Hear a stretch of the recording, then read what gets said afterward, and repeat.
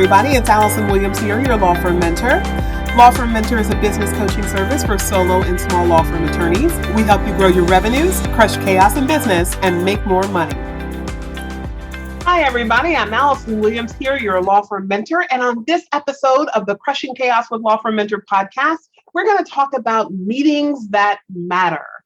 So I know a lot of you are anti-meeting. I consider myself to be in the anti-meeting club. I don't like having meetings unless they are absolutely necessary. And every time some advisor or coach or consultant says to me, you need to be meeting with people more, you need to be connecting with your team more, I think, isn't this something that I can just relay in an email? Do we really have to stop and have a meeting?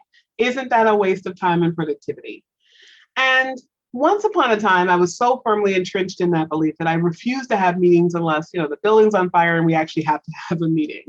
But now I've actually grown rather accustomed to the idea of having meetings and making sure that the meetings that I'm having are not just like an eye roll waste of time opportunity, but they really are a chance for us to get the work of the business done in a way that prevents those fires in the future. So the way that I think about meetings now is not, we need to communicate something, let's have a meeting, but now it is always sustaining the forward movement of the business in a way that promotes the ensuring that we're not going to be putting out fires in the future, right? There are so many practice areas that are replete with emergencies. And I used to be the leader of one of them, right? So I had a practice. I still own my law firm and I'm still the CEO of my law firm.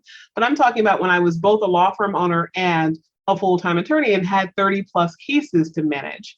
I remember my practice area was child abuse and neglect. And so it was not uncommon at all that people would call on a Monday and say, hey, my kid is going into foster care unless you help me.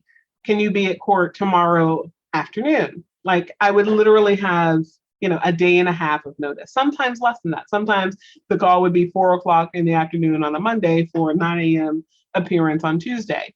And so that type of emergency is kind of baked into the nature of the business. Even that had strategy and systems wrapped around it so that I could, in a moment's notice, jump into a case, do some work for someone, help someone immediately without the, oh my God, everything has to change on short notice. This is an emergency. Right. So that's not necessarily the kind of emergency that I'm talking about, right? If you have an emergency-based practice, right? Somebody's calling up and saying, hey, I just got arrested and I've been charged with murder. Can you come down to the jail? Or my mom is going to bail me out. I need an attorney. Can you help me? Right. That might be emergent in the nature of the work, but it doesn't have to be an emergency for your business, right? A lot of emergencies for law firms are simply the failure to plan and the failure to systematize activity. So we're talking about making sure that we are creating meetings in our businesses that are going to propel the business forward so that when what would otherwise be thought of as an emergency happens, we are able to handle it in a way that doesn't throw us and the entire business into disarray, okay? So I want you to think about this. Okay, even as you think about the idea of can this be done in an email versus a meeting, I want you to think about the fact that people come to your business for the paycheck, but oftentimes they will stay for the community, right? And so people are very communal by nature. All of us, even those introverts out there, even those anti-socialists out there, people that don't like to be with other people at all, there still is a very real basal need that we all have for connectivity with other humans. And the greater experience that you have of connecting with humans in a way that makes your job easier, funner, and more profitable, the more likely you are going to tie into those meetings and actually look forward to them as a way of preventing problems in the future. Okay. It's also been said that people quit bosses, right? I've heard that before. This kind of idea that people don't quit jobs, they quit bosses. So like if somebody quits, it's you being a bad boss. But here's the thing, even though people might quit their boss, they will keep their work besties, right? There are a lot of people that will be dissatisfied with a job for however long, but they will stay because of the people that they work with. And I want you to seriously consider that as an asset, because while we certainly don't want you to not improve upon yourself as a business owner and improve upon yourself as a boss, I want you to take heart in the fact that you don't have to be perfect, right? Sometimes when you are growing into the skill of being a better manager, a better leader, you are ultimately freeing up space for other people to create connectivity with people that are not just you, right? People who are members of the team can be just as strong an incentive, if not an even stronger incentive for a person to stay than whatever lack of management skill and prowess that you may have at this time as you're growing and learning. So there are three strategies I want to give you, three meetings that you need to have in order to make sure that you are preventing problems in the future and at the same time, cohesively building your office culture. So the first meeting is the meeting that needs to happen every single week at minimum between the attorney and the paraprofessional. Now, this can be the attorney and the legal assistant, the attorney and the paralegal, but certainly there needs to be this meeting so that you are delegating work appropriately, so that you are keeping every team member up to speed on what's happening in your cases, and so that you are reviewing and resetting deadlines as need be based on what's happening. This is also an opportunity for you to discuss and problem solve strategies around your difficult clients. Now, you might be saying, how are we having difficult clients? Don't you tell us to fire our difficult clients? And the answer is yes, but the answer is also that I know that the decision to fire a client is not always an easy decision, because of course, when you fire a client, you're firing the revenue stream that's going to come from that client as they pay your bills. So if it's a good paying client who happens to be a pain or challenging to work with, or whatever the case may be, oftentimes we don't just immediately pull the trigger. Sometimes we try to work with them, we try to coach them, we try to work around some of their challenging attributes. So you need to be having those sessions, those conversations about those clients as you go. Now, the thing that I love about this particular meeting is that a lot of people will resist it because they'll say, well, I talk to my paralegal every day, or I meet with my legal assistant every day. Do I really need to have like a once a week meeting? And my suggestion would be that as you are growing your business, you're going to want to create space in your schedule and daily meetings with your paraprofessional. I don't mean meetings like you're passing by their desk to hand them something, or a document comes in, or a client stops by and you need to have a communication about that, right? I'm talking about more of the, if you are stopping and having a paraprofessional in your office to meet for an hour or more every single day, that is not time well served. That even though that might be time for you to bond with your paraprofessional, it might even be time when they are specifically helping you on some aspect of the case, that if you're not creating enough space around your employees that they can work autonomously most of their week and be able to bring the major issues, the big questions, the boulders in your vase, right? We talked about boulders, rocks, and sand in the vase, that analogy we've used before, right? I want you to think about the boulders coming to this meeting, right? The big ideas, the big issues. Having that once a week is a good time to stop and reset. If you're having a stop and reset every day, then you're stopping and starting and stopping and starting and stopping and starting your practice every single day. That is making it challenging to get traction, right? That might be a whoopee for you. That might be where you're comfortable, that you feel like if I communicate with them regularly, they won't make mistakes. They will have a better sense of what's going on in the cases. But that tends to mean that you either don't trust the paraprofessional that you have to be able to work independently, or worse, you don't trust yourself in order that you can give them work that you know that you can rely upon getting done at the time it needs to get done. Okay, the last thing I want to say about the attorney paraprofessional meeting is that I want you to think about your paraprofessional as an extension of your desk, right? They're not just there to do specifically what you give to them to do, but you want them to have defined roles and you have defined roles so that you are both working, moving forward contemporaneously side by side, and at the same time, that person is catching the things that flow from your desk as you're generating work and facilitating that work. So it's like having two sets of eyes and ears on every file, and it's having two different perspectives, two different skill sets, two different strengths and weaknesses, two different ideas about how to handle people, two different human beings that can talk to a client if you have clients call your office to address whatever issues may be going on. Right. So there's a lot that happens when your paraprofessional becomes a true extension of your desk. And they can often be thought of as kind of like a work wife. But however you manage that relationship, that person can be integrally important and provide immense value so that when your clients are told you're not available for any reason, they have another set of capable hands in which to entrust their issue. All right, strategy number 2. This is meeting type number 2. When we're talking about meetings that matter, we've talked about the meeting with the attorney and paraprofessional.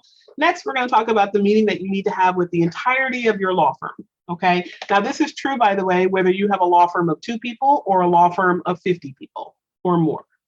Okay, the meeting with the firm needs to be the CEO vision casting for the firm. Okay. Now you might be saying, what is vision casting? How do I do it? Like, is there a formula for that? Is there a sheet for that? Okay. There is a process. We are going to have an episode on the podcast about vision casting. But for now, I just want you to think about this as speaking your dreams out loud. Okay. Where is this firm going? Where do we want to be in the marketplace? How do we want the community to see us? How do we want to generate our clients? What type of clients do we want to be working with? How are we going to be changing and evolving into the future? Where are the opportunities for people who are currently working in the firm to advance in their career through working with the firm? Right? So a lot of times when lawyers leave law firms, they're not actually quitting their boss. They're actually outgrowing what is there for them. Right. So part of your job as a CEO is to inspire the people that you employ.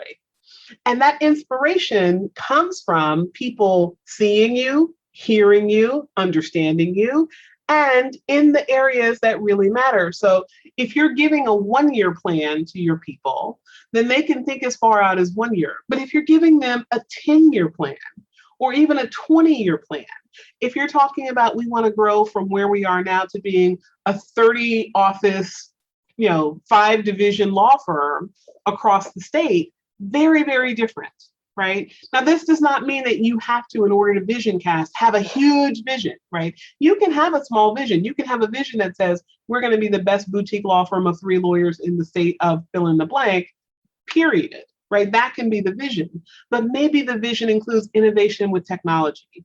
Or maybe it includes a different level of communication between paraprofessional and client. Maybe it's going to shift from being led primarily by the lawyer to being led primarily by the case manager, who would be a non-attorney. It could be any number of things, but it needs to be something that is going to inspire your team to be on this journey with you. Because as you're building and growing and evolving and advancing your law firm, just expecting that because someone has a paycheck, they'll be happy to go along with you for the ride is mistaken, especially in today's job market. It is mistaken, right? People don't just work for paychecks anymore. People work for fulfillment. They work for career satisfaction. They work for their own reasons. So the more that you talk about these wonderful things that you're going to afford a person by virtue of being in it with you, the more that they will be on the journey with you. The goal here is to not just talk about you, but also to talk about the firm, and in particular, sharing successes of the people, celebrating any advancement that you have if you promoted someone or you plan to promote someone, right? Problem solving together without blame, right? So this is very, very important. Typically, when you bring the whole firm together, you do not want to start asking questions of, well, who screwed up the such and such, and how is this going to get better in the future, right? You want problem solving to be from a place of, how are we all going to be in this together, right? How are we going to make this better? How are we going to solve this issue? And typically, these would be issues where there isn't an identifiable problem person, right? So not somebody did not file something last week, and we could trace it back to the John Doe file that is the responsibility of a particular file clerk, right? You don't want to call someone out in the meeting, but you might want to talk about problem solving, like how are our communications between attorneys and paraprofessionals, or how is the lead flow or phone flow of calls coming in? Do we need to stratify our receptionists so that there's a period of calls, certain types of calls that go direct to the desk of the paraprofessional or direct to the desk of the attorney, right? How do we move ourselves into the next stage for where the firm is? That's what we mean by problem solving here. And these meetings are not every week, obviously. These meetings are typically quarterly. Sometimes you could have them bi-monthly. If you're in super rapid growth mode, you could do them more frequently. You could do them as often as monthly.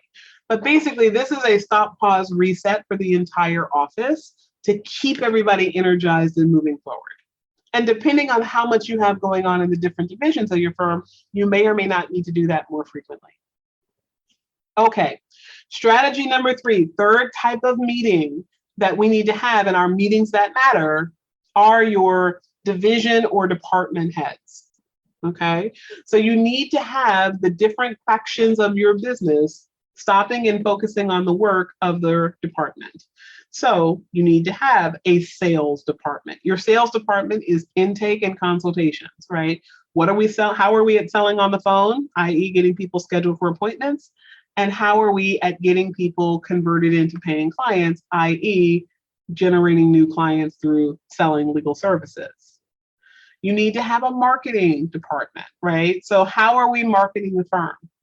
And by the way, for those of you that are like, I don't have all these people yet, does this apply to me? The answer is absolutely yes, right? So right now, if you are the consulting attorney and your secretary is the one handling intake for your office, you two comprise the sales department.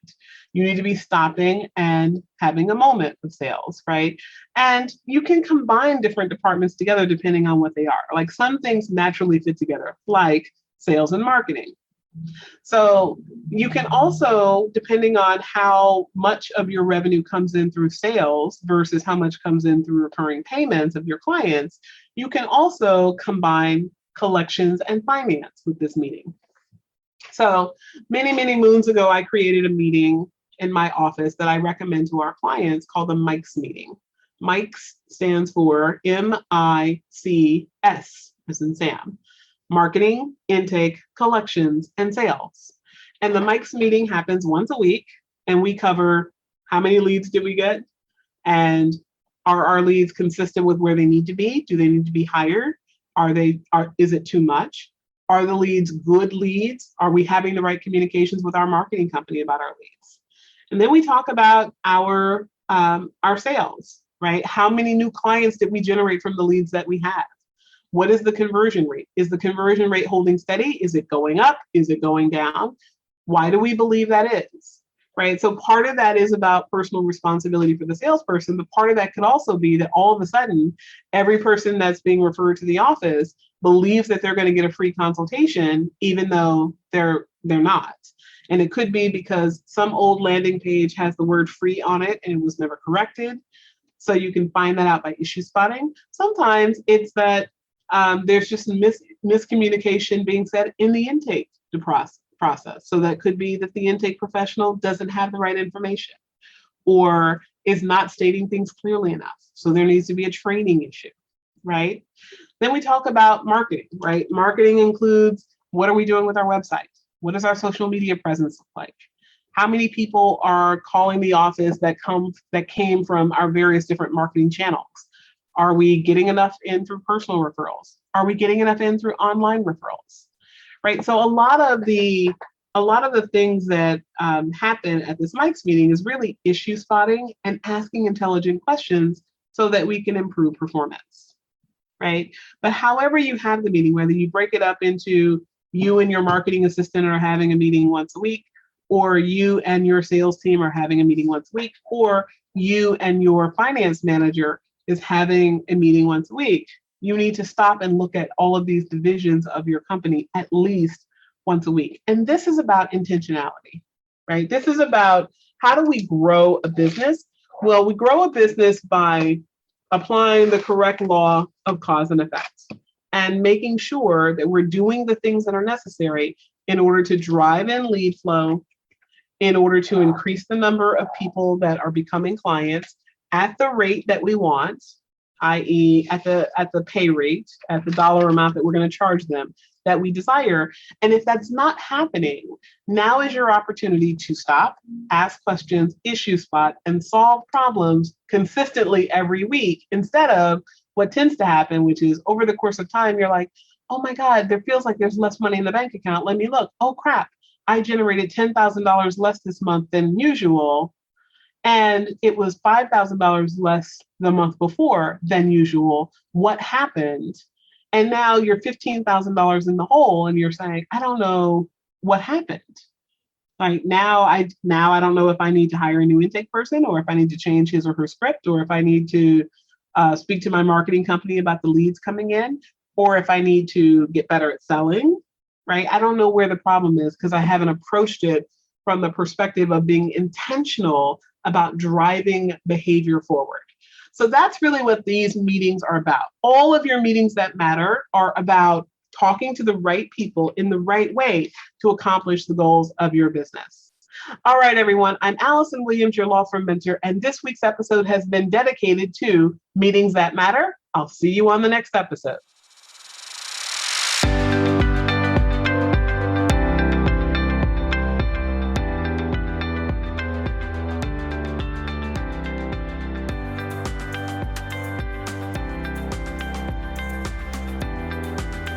Thank you for tuning in to the Crushing Chaos with Law Firm Mentor podcast. To learn more about today's guest and take advantage of the resources mentioned, check out our show notes.